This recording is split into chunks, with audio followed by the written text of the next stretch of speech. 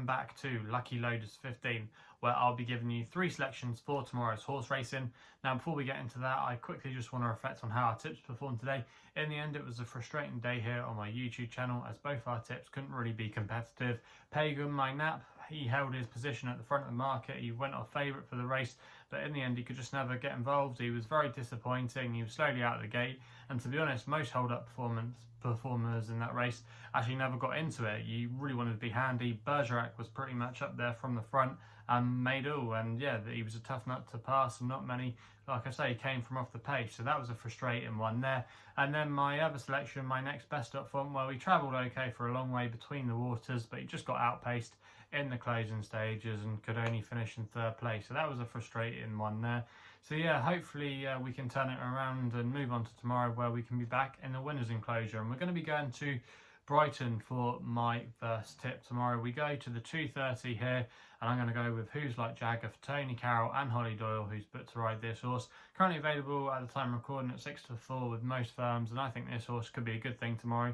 Going to recommend a 1-point win bet here. Now this is a really weak contest, but Hooves Like Jagger is one of the more solid, consistent types. He's got some good course form at the track, where arguably he's been taken on better types, and also as well he's one of those that have got proven stamina at this distance. Quite a few of these are stepping up in trip tomorrow, and it doesn't look sure to suit them. Some of them come from more speedier families, so I do think Hooves Like Jagger will have that in his favour tomorrow. The conditions should be fine as well, and what's going to be really in his favour is actually getting the 3-year-old Alliance. Quite a few horses that are only rated a couple of pounds higher than him are going to be given nearly a stone in weight away tomorrow. So yeah, there is a lot to like about Hooves Like Jagger's chances. Tony Carroll as well does normally very well with his runners at Brighton. I just think there's a lot of ticks in the boxes for this one. Like I said, it's not my most original selection, but I think it should take all the beating, and that's why Hooves Like Jagger is going to be my nap in the 2:30 at Brighton. We then stay at Brighton for the next best, where we go with a horse here called Magnetised for Hayley Turner and David Simcock.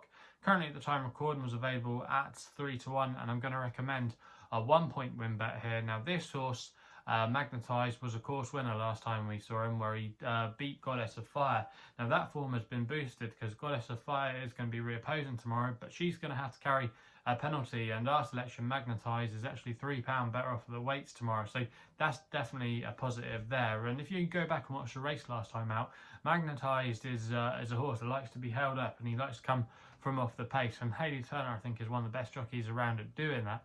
However, she got there slightly early, I thought, last time out, because then he wasn't finding much under pressure. He kind of got to the Mark Johnson horse a little bit too early, and then you're thinking he's going to go on and pull clear, but it took him a while to respond, and he was just able to hold on in the end. I think the longer trip could ideally suit him tomorrow. He's stepping up an extra furlong, but you're going to have quite a bit of pace on in here. You're going to have Macahon Power for Michael Appleby going forward, and I just think it could set up really well for the closers in this race. I think he'll be able to confirm the form again with Goddess of Fire, and yeah, there's a lot of things in his favour tomorrow.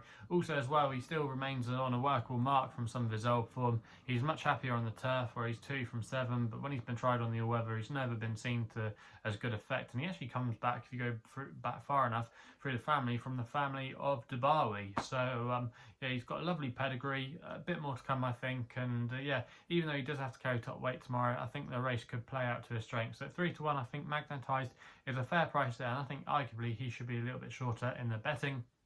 We then end with my extra tip of the day, where we're going for a bit of summer jumps action at Newton Abbot to the 4:15, and I thought My Lady Grey here could be the one for Harry Kimber, claiming 8. He's riding for Colin Tizard in this race here. Now this horse, My Lady Grey, is now starting to lurk on a tempting mark. She's actually now £2 lower than her last win at the track, which came over hurdles last year. Since she's gone over fences, she's ran okay, and she was last seen finishing 4th in actually what has turned out to be quite a good race. The winner of that race has subsequently gone on today to win at Fontwell, so it's nice to see the form boost there, and he looks a different proposition, that winner, over fences now, so I think you can mark up that run.